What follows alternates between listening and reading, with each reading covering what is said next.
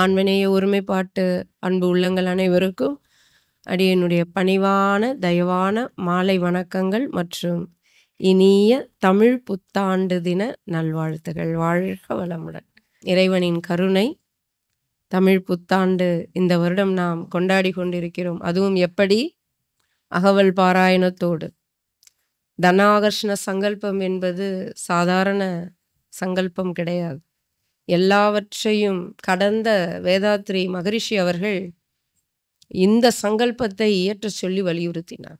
அவருக்கு ஒரு சித்தர் வந்து வலியுறுத்தி அதை எழுதி கொடுத்து, இதை நீ பாராயணம் செய், உலக நன்மைக்காக செய், உனக்கு வேண்டிய அனைத்தும் தானே கிடைக்கும், உருவாகும், வளர்ச்சி அடையும் என்றார்.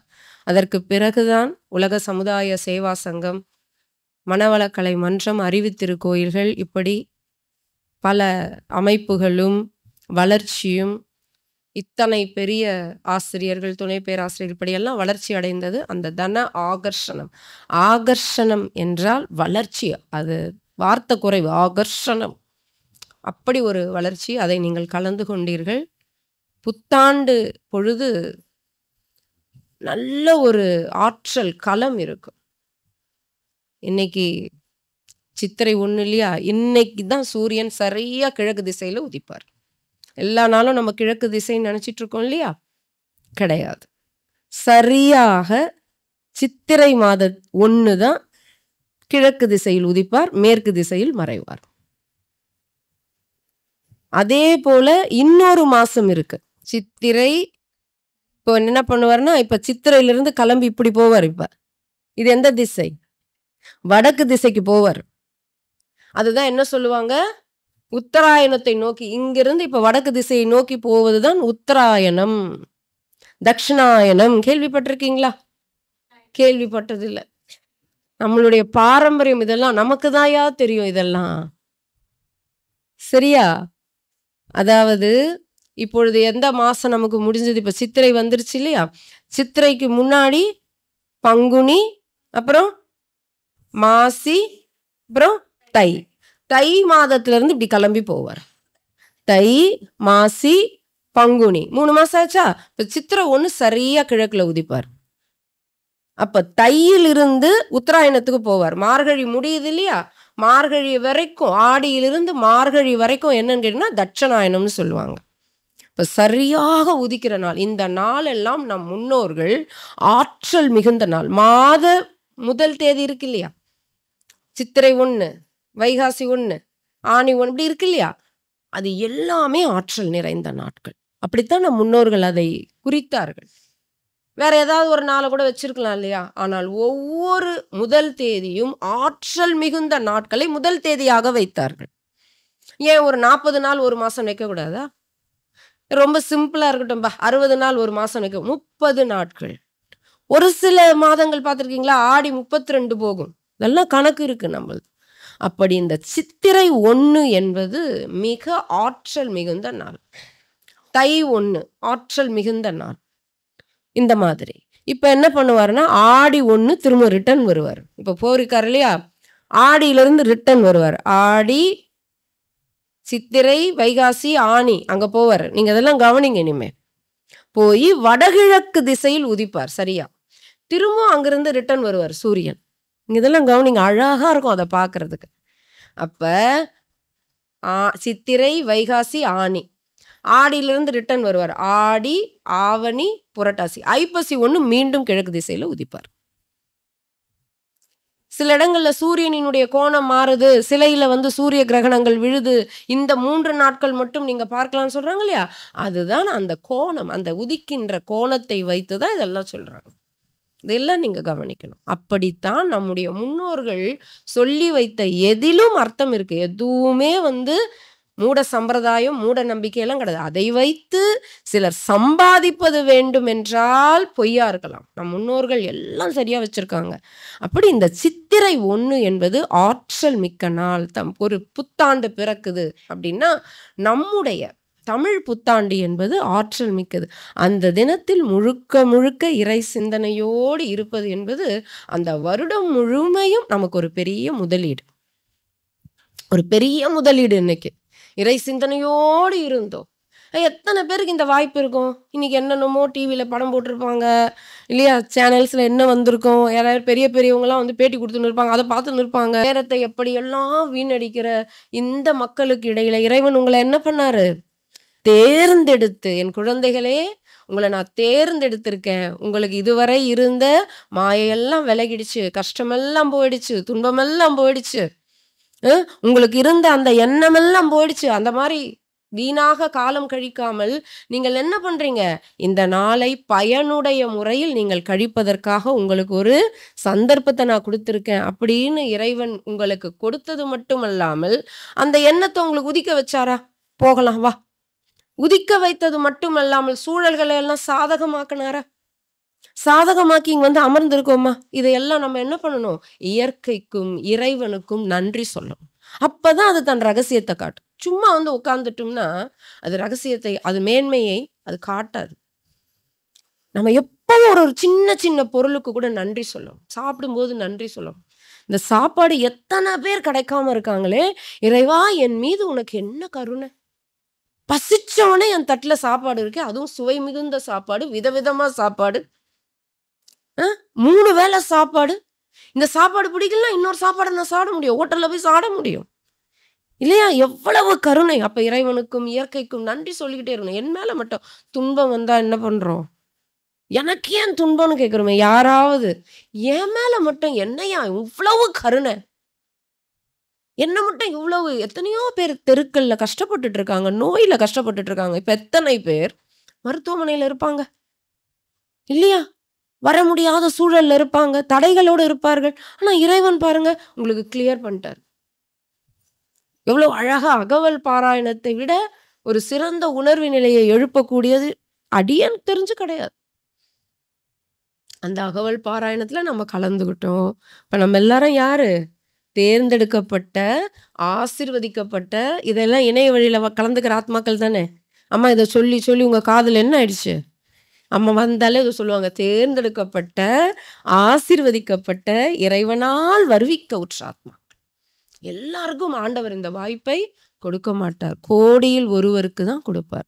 அப்படிப்பட்ட ஆத்மாக்களை இன்று நான் சந்திப்பதில் எனக்கு ரொம்ப சந்தோஷம். உங்களை எல்லாம் சந்திப்பதில் அவ்வளவு மகிழ்ச்சி. சரியா அந்த 6 மணி புத்தாண்டு பிறக்கும் பொழுது நம்ம எப்படி ஒரு வாழ்த்து வாங்கணும் இல்லையா? இதெல்லாம் சாதாரணம் கிடையாது. நீங்க நமக்கு அந்த அருமை தெரிஞ்சிருச்சுன்னா ஒரு கோடி மடங்கு அது உங்களுக்கு வேலை காட்டும். எப்பேற்பட்டது வந்தாலும், நீங்க வந்துட்டாலும் ஒரு ஒரு ரகசியத்தை, ஒரு பலன் அது கொடுக்கும். ஆனா இந்த உணர்வோட நீங்க இறைவா உனக்கு நன்றி அப்படின்னு சொல்லி அந்த ஒவ்வொரு பொருளையும் நீங்கள் நன்றி கூறி அதை அனுபவிக்கும் பொழுது அது தன்னுடைய மேன்மையை பல கோடி மடங்கு காட்டும். எனக்கு மேல மட்டும் கருணை பாரு. காலையில எனக்கு எப்படி விடிஞ்சிருக்கு பாரு. இந்த புத்தாண்டு எனக்கு எப்படி தொடங்கியிருக்கு பாரு. என்ன வாழ்த்தோடு தொடங்கியிருக்கு பாரு. ஏதோ காரணம் இருக்கும். இறைவா நீ தயாராயிட்ட கொடுப்பதற்கு என்று உங்களுடைய எண்ணத்தை நீங்கள் வலிமைப்படுத்தி உற்சாகம் கொடுத்தீங்கன்னா அவ்வளவுதான். அந்த எண்ணம் தான் கடவுள். கடவுள் யாரு? எண்ணம். எல்லாருக்கும் ஏன் ஒரே மாதிரி இல்லை அப்படின்னா எண்ணத்துல வித்தியாசம் இருக்கு. கரெக்டாமா? இப்போ மகான்களுக்கும் நமக்கும் என்ன வித்தியாசம்? அவங்களுக்கும் பாருங்க ஒரே மாதிரி தான் இருக்காங்க இல்லையா? அதுல என்ன வித்தியாசம் இருக்கிறோம்? நாம் எண்ணத்தில் வித்தியாசமாக இருக்கிறோம், வேற ஒண்ணும் கிடையாது. அவர்கள் எண்ணத்தை உறுதியாக ஒழுங்காக வைத்திருந்தார்கள், எல்லாத்தையும் அடைஞ்சாங்க. உணர்வை பிடியுங்கள், இறைவனை ஆராயாதீர்கள். அவங்க சொன்னாங்க இல்லையா, எனக்கு ஞாபகத்துல இல்லை, ரொம்ப பெரிய விஷயம். கற்றாரை யான் வேண்டேன் கற்பனவும் இனி அமையும். அப்பா படிச்சவன் என் பக்கத்துலேயே வந்துடாதுன்ட்டாரு. யார் சொன்னது தெரியுமா? மாணிக்க வாசகர். கல்லாரே நல்லவர்கள் நல்லவர்கள்னாரு தாயுமான சுவாமிகள். ஏன்? படிச்சவன் என்ன பண்ணுவான்? அவன் படிச்சதை வச்ச கடவுளை யோசிப்பான். உன் படிப்புக்கும் கடவுளுக்கும் எங்க இருக்கியா? நீ உன் படிப்பு என்ன? ஒரு பிகாம், ஒரு பிஎஸ்சி, ஒரு பிஏ, இல்ல பிஹெச்டி கூட படி. அவர் எங்க இருக்காரு? எறும்புக்கும் யானைக்கும் எங்கேயாவது நம்ம எறும்பு வந்து யானை கிட்ட வரியா ஒத்தைக்கு ஒத்தனா எப்படி இருக்கும்? அது கூட இல்லையா இறைவன் முன்பு? நம்ம எறும்பு யானையோடு இறைவன் ஒப்பிட முடியுமா? இறைவன் எங்க இருக்காரு? எறும்பும் யானைக்கும் இருக்கிற ரேஷியோ கூட நம்ம கிட்ட கிடையாது. இந்த உருண்டை, பூமி உருண்டை எவ்வளோ பெருசுன்னு சொல்றோம்ல. ஒரு சில சிலைகள்லாம் பார்த்து இப்படி பிரமிச்சு நிற்போம். எவ்வளோ பெரிய சிலை. இமயமலைக்கு போனா எவ்வளோ பெரிய மலை. கடல் பக்கத்துல போனா இவ்வளோ பெரிய கடல். பிரமிக்கிறோமா? ஒரு அருவி கொட்டுச்சுன்னா எவ்வளோ பெருசு. அதை விட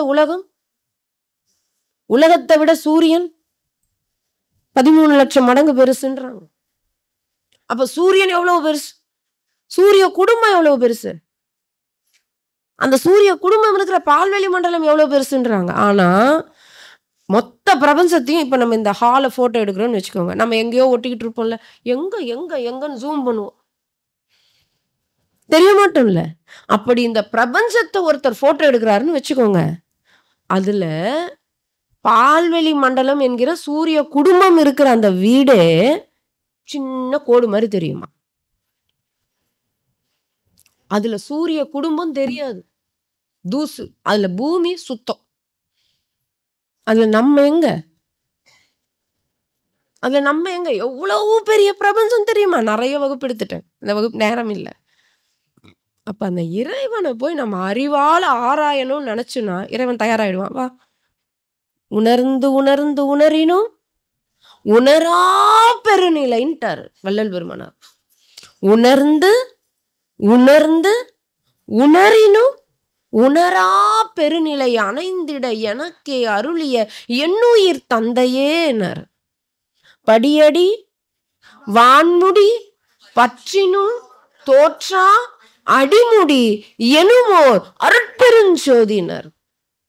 அததான் என்ன பண்ணாங்க, திருவண்ணாமலையில இறைவன் ஜோதிமயமா நின்னாரு. எப்பா, காத்தல் செய் தலைவராகிய நாராயணன் பன்றி உருவம் தாங்கி போனார் ஐயா. இது வேணே நம்ம சமய சண்டையை எடுத்துக்கூடாது. அந்த அருட்பெருஞ்சோதி ஆண்டவரை, அது சிவபெருமான்னு சொல்லிட்டாங்க, அருட்பெருஞ்சோதி ஆண்டவராகிய இறைவனை, அவனுடைய பிரம்மாண்டத்தை காத்தல் செய் தலைவராலும் பார்க்க முடியாது. அடியை படைக்கும் செய் தலைவரான பிரம்மாவே அன்னரூபம் தாங்கி அவனுடைய முடியை காண சென்றாலும் முடியாதப்பா, அவ்வளவு பெரியவன்பா அப்படின்னு ஒரு கதை சொன்னாங்க. அதை சமய சண்டையாக்கிட்டோம் நம்ம. அவ்வளவு பெரியவன் இறைவன். அதை நம்ம அடங்கணும் அவன் முன்னாடி. நம்ம ஒண்ணுமே இல்லை. இதெல்லாம் எதுக்கு சொல்றாங்க, நீ ஒண்ணுமே இல்லை. ஏன் அந்த ஒண்ணுமே இல்லை நமக்கு தெரியணும் தெரியுமா? இன்னைக்கு தவத்துல தானே பண்ணும். நான் அப்படின்னு நினைச்சோம்னா இறைவன் அங்க வரமாட்டான். நான் ஒண்ணுமே இல்லைன்னு நினைச்சு பாருங்க, இறைவன் வந்துடுவான். இறைவன் வந்துட்டா நம்மால முடியாத காரியம் என்று எதுவுமே இல்லை. இவ்வளவு பெருசா தெரிஞ்ச துன்பம், கஷ்டம், வேதனை, தடங்கள் எல்லாம் ஒண்ணுமே இல்லாம ஆயிடும். கடவுள் முன்னாடி என்ன அது? அதுக்கு பிறகு நம்முடைய குணம் எப்படி இருக்கும்? கடவுள் இப்போ இந்த தவத்தை பண்ணிட்டு போறீங்க, தொடர்ந்து பண்ணீங்கன்னா நீடிக்கும். சார்ஜ் இப்ப போட்டு அனுப்புறோம், 100ல இருக்கீங்க. அப்புறம் பயன்படுத்துறதுக்கு ஏத்த மாதிரி என்ன ஆகும், கால அளவுல சார்ஜ் குறையும். அப்ப என்ன பண்ணும், உடனே உடனே உடனே சார்ஜ் போடுறீங்கல்ல செல்போனுக்கு. நம்ம ஆளுங்களாம் சுவிட்ச் ஆஃப்லயே வச்சிருப்பாங்க. அப்ப சார்ஜ் போட்டுக்கிட்டே இருக்கும்ல. அந்த மாதிரி தினமும் இங்கு தவம் உங்களுக்கு இணைய வழியில் நடத்தப்படுகிறது. அகவல் விளக்கம் தொடர்ந்து அதோடு தொடர்பில் இருங்கள். நீங்கள் எந்த உலகியல் வாழ்க்கையில ஈடுபடுங்கள். நீங்கள் அரை மணி நேரம்ல 6 மணி நேரம் செய்யற வேலை 5 நிமிஷத்துல முடிப்பீங்க. அதுல என்னமா நடக்கும் அப்படின்னா, நீ கடவுளை புரியா, உன்னுடைய உலகியல் வாழ்க்கையினுடைய வெற்றிகள் இதற்கு மேல அதிகமா இருக்கும். உங்களுடைய அறிவு பிரம்மாண்டமா இருக்கும். பிரச்சனையை எளிதாக கையாளுவீர்கள். முடிவெடுக்கும் திறனில் சிறந்து விளம்புவீர்கள். ஒன்றும் உலக வாழ்க்கையில உங்களுக்கு தோல்வி, ஐயோ அதுல ஈடுபாடு குறையெல்லாம் சொல்ல முடியாது. அதெல்லாம் கிடையாது. இன்னும் சிறந்து விளங்குவீர்கள். எப்ப தேவையோ நீங்கள் சரியான பாதையில் சென்றீர்கள். இறைவன் அந்த பழம் கனிந்ததென்றால் தானா காம்புல இருந்து விலகுவதற்கு அவன் பார்த்துப்பான். நம்ம அப்படியே நம்ம வந்துட்டோம், நான் சாமியார்ட்டா, இன்னும் அவ்வளவு ஈஸியா, அவ்வளவு பக்குவமா? அதெல்லாம் ஒன்றும் நடக்காது. அவனுக்கு எல்லாம் தெரியும். எவ்வளவு விஷயம் அவன் நடத்துறான் நம்ம பிறக்க வைக்கிறதுக்கு. எத்தனை பக்குவம் நடக்குது நமக்குள்ள. நமக்கு என்ன தெரியும்? நானே ஒண்ணு நீங்க நினைக்க வேண்டாம், இது நான் செய்யறேன், இறைவன் தான் முக்கியம்னு உங்களுடைய நோக்கத்தை, எண்ணத்தை இந்த புத்தாண்டிலிருந்து இறைவன் அப்படி வச்சுடுங்க. உலக நன்மைக்காகவே உங்கள் எண்ணத்தை வைத்துக் கொள்ளுங்கள், மீதியை இறைவன் பார்த்துப்பார் என்று சொல்லி மகாகவி பாரதியின் ஒரு கவியை உங்கள் முன் வைக்கிறேன். 2 கவி, இன்னைக்கு அதை தான் உங்களுக்கு உத்தரவு. பாரதியார் சொல்லுவாரு, நிறைய விஷயம் இதை எடுத்துட்டு போங்க இன்னைக்கு செய்தி, நிறைய சேகரிச்சு வச்சிருக்கோம்ல. பாரதி மாதிரி ஒரு ஊக்கம் கொடுக்குற ஒரு ஆளை பார்க்க முடியாது. சென்றது இனி மீளாது மூடரே. எத்தனை பேருக்கு அந்த பாட்டு தெரியும்? நமக்கு பாரதியாரே தெரியாதம்மா. என்ன பாட்டு தெரியுங்களா? தமிழனா பிறந்து பாரதிய படிக்கல, வள்ளுவனை படிக்கலன்னா பாரதிக்கு இல்லை நஷ்டம், நமக்கு தான் நஷ்டம். பாரதி பிறந்த பூமி, பாரதி பேசின தமிழ் மொழி என் தமிழ் மொழி, என்னுடைய மதர் டங், என்னுடைய தாய்மொழி. பாரதியாரை படிங்க, இந்த பாட்டை படிங்க. சென்றது இனி மீளாது மூடரே. அடியா, நீ சென்றதையே சிந்தை செய்து, நம்ம பழக்கம் என்ன? போனதையே நினைச்சு. இப்ப ஒரு பிரசன்ட்ல ஒண்ணு இருக்கே, எவ்வளவோ சொல்லலாம் இதை பத்தி. நேற்று என்பது உடைந்து போன பானை, நாளை என்பது மதில் மேல் பூனை, இன்று என்பது கையில் உள்ள வீணை. Current Keshia? Current cash. காலாவதியான செக்கு கடந்த காலம். இது ஒரு செக்கு போட்டு கொடுத்துருக்காங்க, கிடைக்குமோ கிடைக்காதோன்னு தெரியாது. டிராஃப்டோ இல்லை டெபாசிட்டோ. இப்ப கையில கேஷ் இருக்கு, எவ்வளவு அழகா பயன்படுத்தலாம். ஆனா நம்ம வேலை என்ன தெரியுமா? கடந்த காலத்தையே நினைச்சிட்டு இருப்போம். நான்லாம் ஒரு காலத்துல, அப்புறம் என்ன பண்ணுவோம்? இப்பவே எப்படி இருக்குது, வருங்காலம் எப்படி இருக்குமோ? நீ நிகழ்காலத்தை சரியாக நடத்து. கடந்த காலத்தினுடைய அனுபவங்கள் தான் இப்போ உன்னுடைய நிகழ்காலம். கரெக்டா? இந்த நிகழ்காலத்தை இப்பொழுது சரி செய்து விட்டால் வருங்காலம் எப்படி இருக்கும்? நல்லா இருக்கும். ஆனா பண்ண மாட்டோம். இப்பொழுது இருக்கின்றதை நினைச்சு நம்ம எப்பவுமே சந்தோஷப்பட்டதில்லை. இப்ப கிடைச்சிருக்கு பாருங்க, இந்த நிமிடம் மீண்டும் கிடைக்குமா? கிடைக்குமா? திரும்பவும் புத்தாண்டுக்கு வருவோம்ல, இதே கூட்டம், இதே இடம், இதே வார்த்தைகள் கிடையாது. இந்த நிமிடம் தான் உண்மை. புத்தரிடத்தில் கேட்டார்கள், வாழ்க்கை என்பது என்ன? புத்தர் சொன்னாரு. அவர் கேட்கிறாரு, வாழ்க்கை என்பது என்ன? எல்லாரும் சொன்னாங்க 80 வருடம், 70 வருடம், 60 வருஷம் அப்படி இப்படிலாம் சொன்னாங்க. நான் வேகமா போறேன். அப்ப புத்தர் சொன்னார், இல்லை இல்லை. இப்ப சீடர்கள் கேட்கிறாங்க, 30 வருஷம் கூட இல்லையா குருவே? இல்லை. அப்ப எவ்வளவுதான் ஒருவனுடைய வாழ்க்கை? இந்த வினாடிதான் வாழ்க்கை. லிவ் இன் எவ்ரி செகண்ட் வாழுடா, அனுபவிச்சு வாழியா. இறைவன் எனக்கு அனுபவிச்சு இந்த வாழ்க்கையை கொடுத்துருக்காரு, அனுபவிச்சு வாழுங்க. இறைவா நன்றி. இந்த உலகம் என்னும் அரங்கத்துக்குள்ள கொஞ்ச நேரம் நான் என்னை அடைச்சி வச்சிருக்கோம். இப்ப எல்லாரும் கிளம்பி போயிடுவோம், அப்படிதானே? ஆனா என்ன, இப்ப ஒரே நேரத்துல எல்லாரும் இங்க கிளம்புவோம். ஆனா இந்த உலகம் என்னும் அரங்கத்துக்குள்ள இப்ப வந்திருக்கோம் நம்ம நடிகர்களாக. யார் யார் எப்போ கிளம்புவோன்னு தெரியாது, ஆனா கிளம்பிதானே ஆகணும். இந்த உடலை மறைத்து தானே ஆகணும். வள்ளல் பெருமானார் சொன்னது போல அவர் மறைச்சிட்டாருல்ல, மரணமில்லா பெருவாழ்வு என்றாலும் என் சூழ தேகத்தை நான் மறைத்துதான் ஆக வேண்டும். அதுக்குள்ள நான் என்ன பண்ண போறேன்? அப்ப என்ன பண்ணக்கூடாது? நம்மளுடைய வாழ்நாள மனச சென்றதையே சிந்தை செய்து கொன்று அழிக்கும். பாரதியார் வார்த்தையை பாருங்க, சென்றதையே சிந்தை செய்து கொன்று அழிக்கும் கவலை என்னும் குழியில் விழுந்து குமைய வேண்டாம். வார்த்தையை பாருங்க, குமைய வேண்டாம். குமையதான் அந்த மனசு. கவலை என்னும் குழியில் விழுந்து குமைந்து போகிறீர்களே, எது அது? கொன்று அழிக்கும். உங்களை கொன்று அழிச்சிடுதியா கவலை? அந்த கவலை என்னும் குழியில் விழுந்து குமைய வேண்டாம். சென்றதனை குறித்தல் வேண்டாம். போனது போச்சு, விட்டு தொலைத. Past is past, what is next? அந்த அறிவாளி. நம்ம கிட்ட அது இல்ல. போனதையே நினைச்சிட்டு இருந்தா கிடைக்குமா? கிடைக்குமா? கிடைக்காது. அடுத்து என்ன பண்ணலாம்? இன்னைக்கு எடுத்துட்டு போங்க இத. சென்றதனையே சிந்தை செய்து நீர் கொன்று அழிக்கும் கவலை என்னும் குழியில் விழுந்து குமைய வேண்டாம்.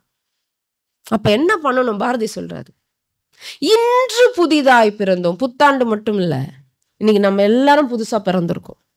பேரை வேணா கூட மாத்திக்கோங்க போயிட்டு. இன்று புதிதாய் பிறந்தோம். உங்க வயசு என்னன்னு கேட்டீங்கன்னா, இப்பதான் ஒரு நாள் ஆச்சு, இப்பதான் பிறந்திருக்கேன். இன்று புதிதாய் பிறந்தோம் என்று எண்ணமதை, இந்த எண்ணம் தான் சொல்றேன், எண்ணமதை திண்ணமுறை இசைத்து கொண்டு. எண்ணம் மட்டும் போடக்கூடாதா, என்ன பண்ணணும்? திண்ணமுறை இசைத்து கொண்டு. அது அப்படியே ஸ்ட்ராங் ஆயிரு. இன்னைக்குதான்ப்பா நான் புதுசா பிறந்திருக்கேன் என்ற எண்ணமதை திண்ணமுறை இசைத்து கொண்டு. பாரதி சொல்றாரு பாருங்க, எவ்வளவு பெரிய அட்வைஸ்.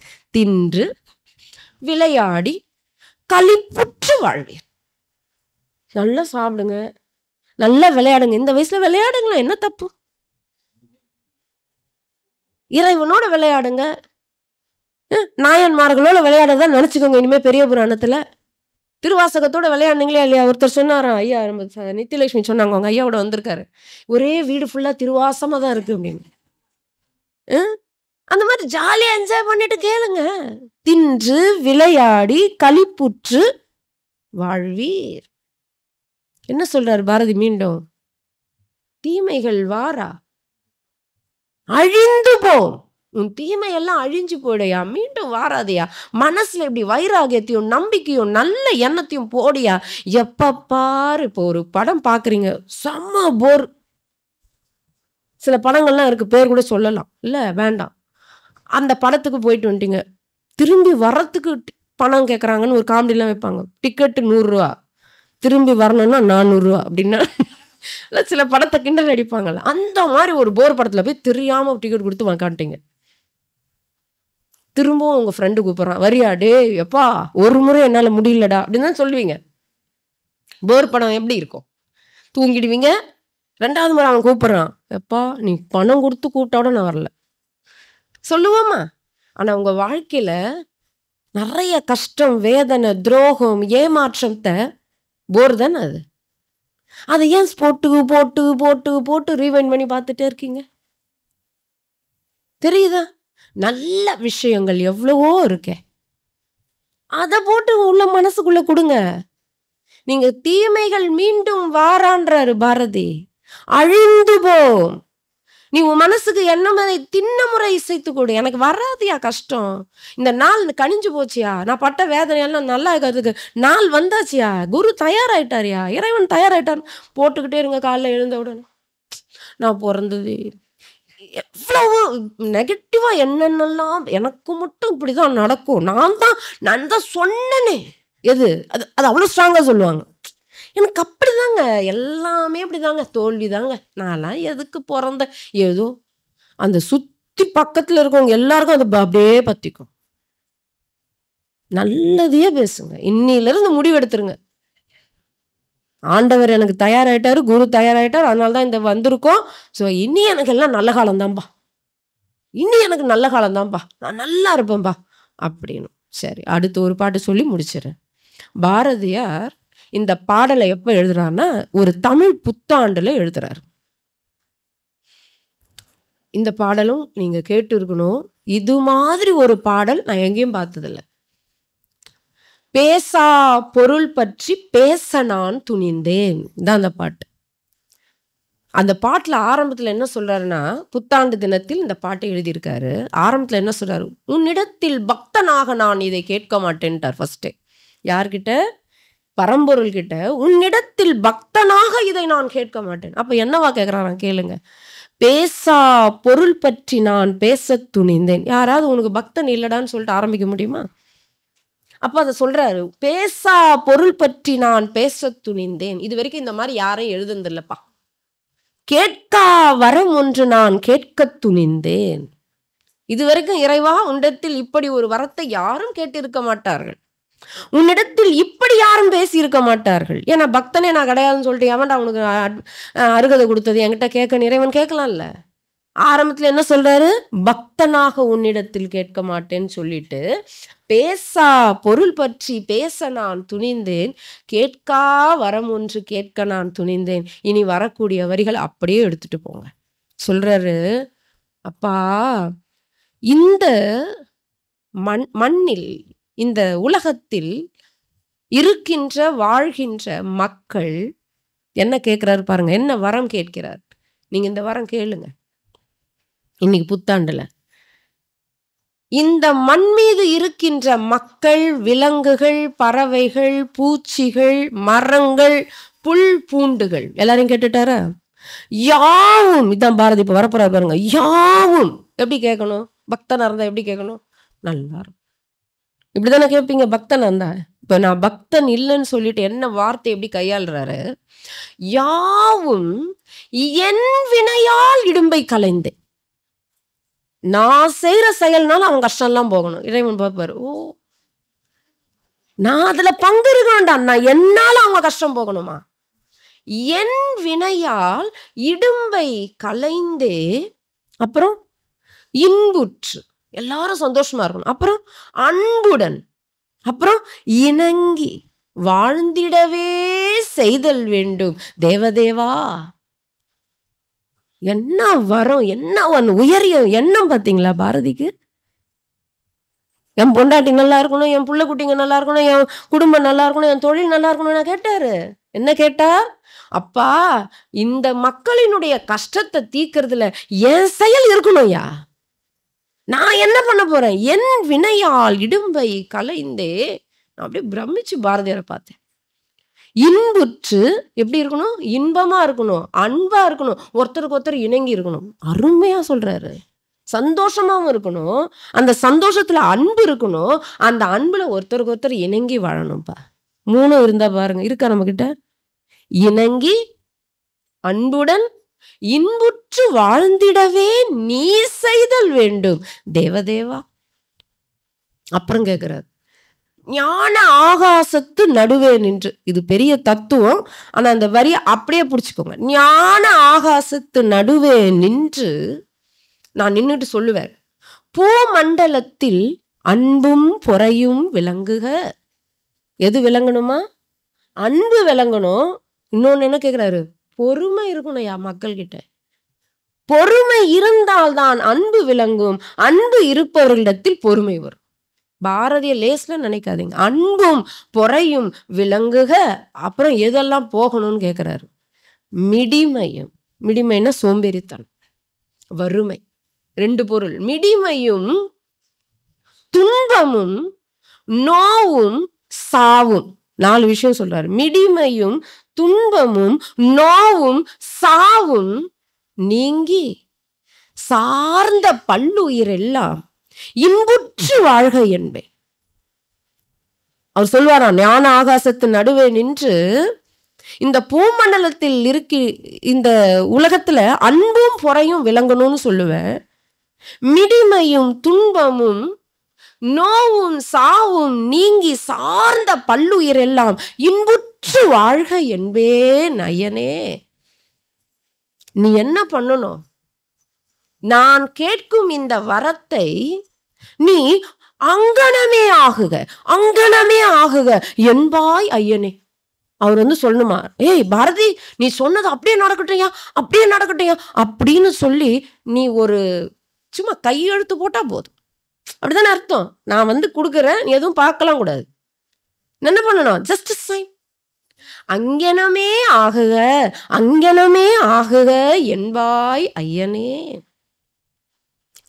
நீ என்ன பண்ணணும்? இதை நான் சொல்ற இந்த வரத்தை அழகா சொல்லுவார் இறைவன். எப்படி சொல்லணுமா? திருச்செவி கொண்டு காதுல வாங்கும். முதல்ல திருவுளம் இறங்கி, கொஞ்சம் இறங்குப்பா. திருவுளம் இறங்கி மக்களை கொஞ்சம் பாருயா, கஷ்டப்படுறாங்கயா. திருவுளம் இறங்கி அங்கனமே ஆகுக ஆகுக என்பாய் ஐயனே அப்படின்னு சொல்லிட்டு இப்ப உடனே பாக்குறாரு.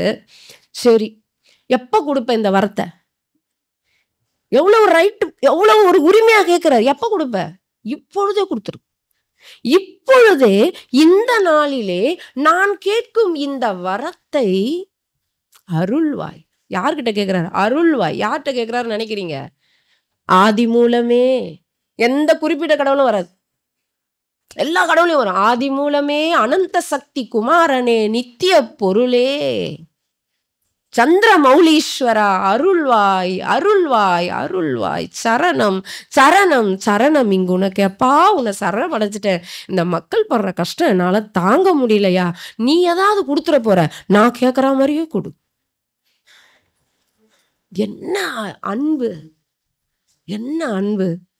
புத்தாண்டு தினத்தில் பாரதியார் எழுதிய கவிதை உங்களுக்கு. இதை நீங்க செய்யுங்க, இதை நீங்க செய்யுங்க, இதை நீங்க செய்யுங்க. நீங்களும் சித்தராகலாம், தெய்வமாகலாம். வேற அந்த அந்த கூட்டத்துல நீங்க இருப்பீங்கம்மா. நீங்க எங்கும் போய் இப்படி கேட்காதீங்க இறைவன்கிட்ட. நீங்க இப்ப நமக்கே உருகுத, இறைவன் என்ன இருப்பான், பாரதின்னு விழுந்திருக்க மாட்டானா? கேக்கு பெரிதிலும் பெரிது கேளு நாம் பாரதி. கேட்கறது சின்னதா கேட்காதா, பெரிதிலும் பெரிதா கேள்றா. இப்படி போய் கேட்கணும் இறைவன் கிட்ட என்று சொல்லி இன்னொரு பாரதியாரின் பாடலை சொல்லி முடிக்கிறேன். பாரதியாரின் பாடல் என்னவோ பாரதியார் சொல்ல வர்றார். மானுடர் விழாவிடினும், இந்த பாட்டா தெரியுமா? தெரியுமா? அருமையான பாட்டு, தயவு செஞ்சு இதெல்லாம் எடுத்துக்கோங்க. மானுடர் உழாவிடினும், பாரதி பெரிய விஷயம் சொல்றார். மானுடர் உழாவிடினும், உழாவிடினும் என்றால் உழவில்லை, உழவு செய்யவில்லை. வித்து நடாவிடினும், வரப்பு கட்டாவிடினும், அன்றி நீர் பாய்ச்சாவிடினும். உழவு தொழிலுக்கு 4, இந்த 4 செஞ்சாதான் விவசாயம் நடக்கும். பாரதி சொல்றான், இல்ல நடக்கும் விவசாயம். வான் உலகு நீர் தருமேல், மண் மீது மரங்கள் வகை வகையாய் நெற்கள் புற்கள் மலிந்திருக்கும் என்றோ. நீ வர்றதுக்கு முன்னாடி விவசாயம் இருந்தது. வகை வகையாய் மண் மீது மரங்கள் நெற்கள் புற்கள் மலிந்திருக்கும் என்றோ இருக்குது இல்ல. மானுடரே நீவீர் பாடுபடல் வேண்டாம், எம்மதத்தை கை கொள்வின், யான் எதற்கும் அஞ்சுகளேன். எனக்கு பயமே இல்லடா, சோத்தை பத்தி சாப்பாட்டை பத்தி என் வாழ்க்கையை பத்தி எனக்கு கவலையே இல்லடா. பராசக்தி பார்த்து பாடா என்ன.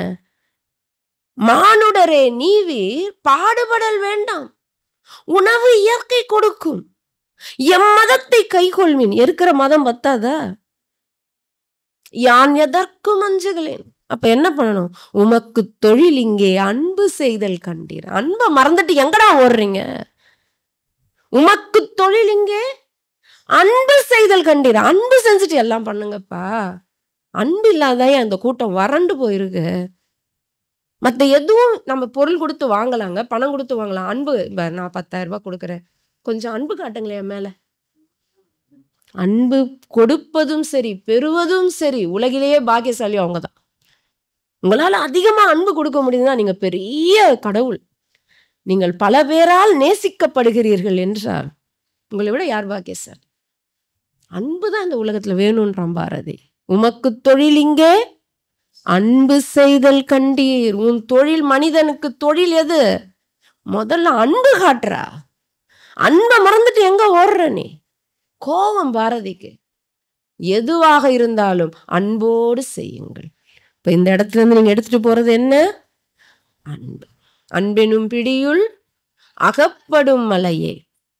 இந்த பிடி அன்பா, இதுல மலை அகப்படுமா? அன்புன்ற பிடிய கூடு, மலை வந்து அகப்பட்டு இறைவன் வந்து அப்படி வந்துருவாங்க. அன்பெனும் குடில் புகும் அரசே. சொல்லுங்க அப்புறம். அன்பெனும் வலைக்கு உட்படும் பரம்பொருளே. அப்புறம்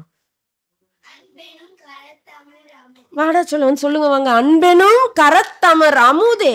இந்த கரத்துல வந்து அந்த அமுதம் உட்காருதான். அன்பெனும் வலைய போட்டா அந்த பரம்பொருள் வந்து மாட்டிக்கும்பா. அன்பெனும் கடத்துள் அடங்கிடும் கடலே. இந்த கடத்துக்குள்ள கடலை அடக்க முடியுமா? இவ்வளோண்டு கடத்துக்குள்ள. ஆனா அன்புன்ற கடத்தை கொடுத்தா அந்த கடல் வந்து அடங்கிடும் ஐயா. அன்பெனும் அணுவுள் அமைந்த பேரொளியே. அன்பெனும் உயிர் ஒளிர் அறிவே. அன்புருவாம் பரசிவமே. நீ எப்படியா இருக்க? அன்புருவா இருக்கையா. இப்ப நம்மளும் என்ன பண்ணணும்? அன்பாய் இருங்கள். அன்புடன் இருங்கள்னு சொல்லல, அன்பாகவே இருங்க. உங்க தோற்றமே அன்பா இருக்கும். இருந்து பாரு, இப்பொழுதே உங்க பிரச்சனை எல்லாம் தீர்த்துருவார் இறைவன். நம்ம அன்பா இல்ல, அதனால அடி அடின்னு அடிப்பாரு. அன்பாரு அன்பாரு, அதுதான் சோதனை. உங்களுடைய எல்லா பிரச்சனைகளுக்கும் தீர்வு அன்பு. இதோ நினைச்சிட்டு போயிடாதீங்க. இயற்கை அன்பாக இருக்கிறது. நீங்க அந்த ஃப்ரீக்வன்சிக்கு ஒத்து போகணும். பஞ்சபூதங்கள் அனைத்தும் அன்புமயமாகத்தான் இருக்கிறது. நாம் அதை மீறும் பொழுது அதை அடிக்கிறது கூட அன்புதான். புயல் காத்தா வந்து அடிக்கும். என்ன தெரியுமா? தாயின் கருணை. அது அடி அடின்னு அடிப்பா நம்ம தப்பு பண்ணா. அது அன்பு இல்லையா? அறத்திற்கும் அன்பு சார்பு என்ப அது போன்று மரத்திற்கும் அகுதே துணைன்னா. வீரமும் கோபமும் போட்டு அடிக்கிறாங்க பாருங்க, அது கூட அன்புதான். அம்மா தப்பு பண்ண போடு போடுன்னு போறாள், அது அன்பு இல்லையா? அன்புதான். அதனால பஞ்சபூதங்கள் அன்புமயமாகத்தான் இருக்கிறது. நீங்கள் அன்பானால் எல்லாம் உங்கள் வசமாகும், எல்லா பிரச்சனையும் தீரும் என்று கூறி அன்பை இன்று உங்கள் இடத்தில் எடுத்து செல்லுங்கள். இதுதான் உங்களுக்கு புத்தாண்டு பரிசு. இருக்கிறது எல்லாம் அந்த வெறுப்பு, வஞ்சம், கோபம், பொறாமை, தாழ் உணர்ச்சி எல்லாத்தையும் எடுத்துட்டோம் இல்லையா? மன அமைதி எல்லாம் எடுத்தாச்சு. எடுத்தது பெருசு. இப்போ எதை கொடுத்துட்டோம்? அன்பு. அன்பாயிருங்கள் என்று கூறி நல்ல ஒரு புத்தாண்டு தினத்தில் மிக சிறப்பானதொரு இந்த நன்னாளிலே உங்கள் அனைவரையும் இறையருள் கொண்டு குருவழி நின்று வாழ்த்தி மகிழ்கிறேன். நீங்கள் அனைவரும் அருட்பேராற்றல் கருணையினாலும் அனைத்து மகான்களின் அருள் ஆசியினாலும் உடல் நலம், நீல் ஆயுள், நிறை செல்வம், உயர் புகழ், மெய்ஞானம் ஓங்கி மரணமிலா பெருவாழ்வு பெற்று சுத்த சன்மார்க்க சுகநிலை பெருக, உத்தமர் ஆகுக, ஓங்குக. வாழ்க வளமுடன், வாழ்க வளமுடன், வாழ்க வளமுடன்.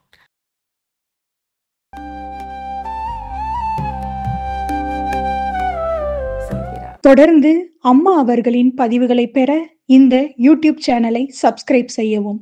மேலும் விவரங்களுக்கும் அம்மா அவர்களின் நேரடி மற்றும் இணைய வழி வகுப்புகளில் கலந்து கொள்ள டிஸ்கிரிப்ஷனில் உள்ள தொலைபேசி எண்ணை தொடர்பு கொள்ளவும்.